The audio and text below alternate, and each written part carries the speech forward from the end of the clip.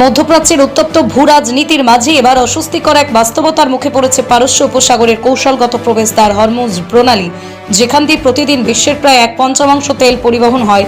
সেই পথ নিরাপদ রাখতে এবার হাত গুটিয়ে বসেছে খোদ মার্কিন নৌবাহিনী। ইরানকে ঘিরে যুক্তরাষ্ট্রের বাণিজ্যিক অভিযান চললেও বাণিজ্যিক জাহাজগুলোকে সামরিক সুরক্ষা দিতে রাজি নয় মার্কিন নৌবাহিনী। ফলে বিশ্বজুড়ে শিপিং কোম্পানি ও জ্বালানি বাজারে নতুন করে উদ্বেগ তৈরি হয়েছে। আন্তর্জাতিক সংবাদ সংস্থা রয়টার্স জানিয়েছে, যুদ্ধ শুরুর পর থেকে প্রায় প্রতিদিন শিপিং কোম্পানিগুলো মার্কিন নৌবাহিনীর কাছে হরমুজ প্রণালীতে সামরিক স্কট বা নিরাপত্তা চেয়ে অনুরোধ করেছে, কিন্তু মার্কিন নৌবাহিনী সেই অনুরোধ একের পর এক প্রত্যাখ্যান করেছে। এই সংকটের মাঝেই তৈরি হয়েছে আরেক ধরনের বিতর্ক। মার্কিন জ্বালানি সচিব ক্রিস রাইট সামাজিক যোগাযোগ মাধ্যমে দাবি করেছিলেন যে মার্কিন নৌবাহিনী একটা তেলবাহী ট্যাঙ্কারকে নিরাপদে হরমুজ পার করিয়েছে। ইতিমধ্যে কয়েকটি জাহাজে হামলার খবরও পাওয়া গেছে।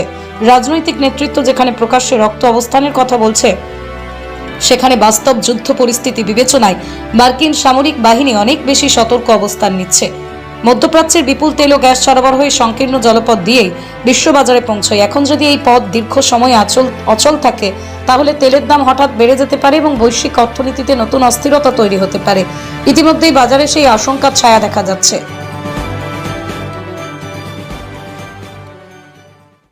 মধ্যপ্রাচ্যের উত্তপ্ত ভূ রাজনীতির মাঝে এবার অস্বস্তিকর এক বাস্তবতার মুখে পড়েছে পারস্য উপসাগরের কৌশলগত প্রবেশদ্বার হরমুজ প্রণালী, যেখান দিয়ে প্রতিদিন বিশ্বের প্রায় 1/5 তেল পরিবহন হয়। সেই পথ নিরাপদ রাখতে এবার হাত গুটিয়ে বসেছে খোদ মার্কিন নৌবাহিনী।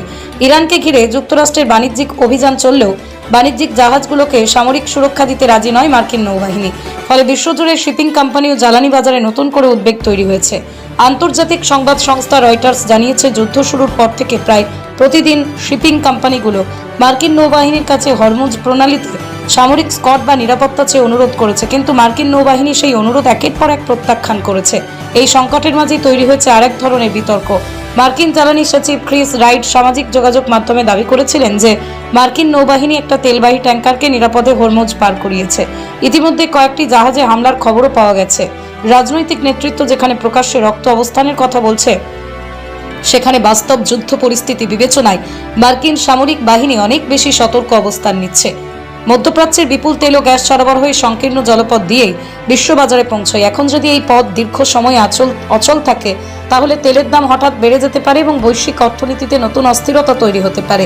ইতিমধ্যেই বাজারে সেই আশঙ্কার ছায়া দেখা যাচ্ছে।